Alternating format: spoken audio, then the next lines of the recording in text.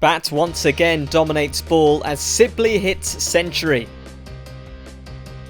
Relegated Nottinghamshire found their form a game too late at Trent Bridge as they piled up their highest score of the season against Warwickshire on day one of this match.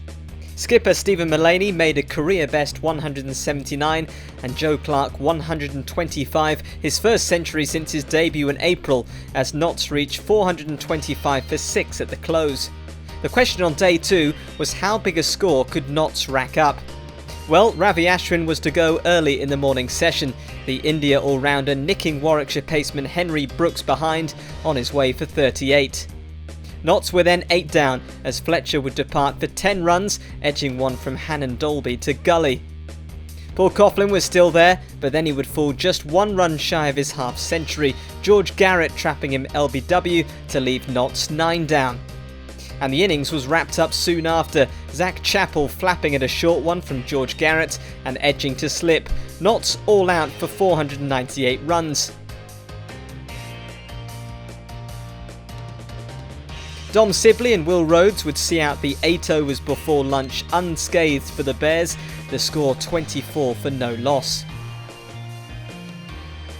In the afternoon, these two would really settle into their batting, with both players finding the boundary with ease as they took the score past 50.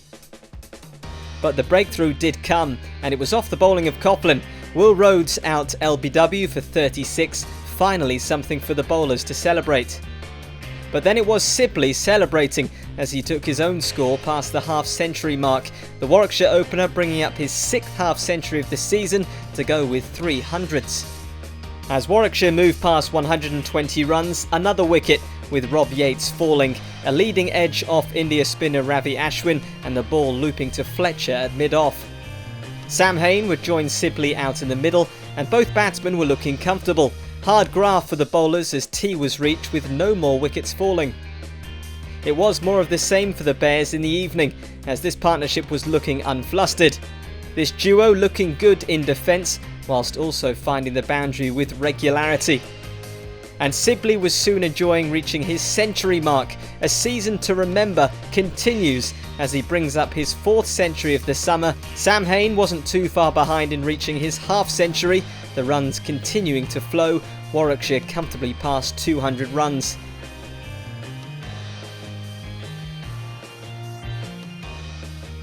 And stumps were reached without any further wickets falling.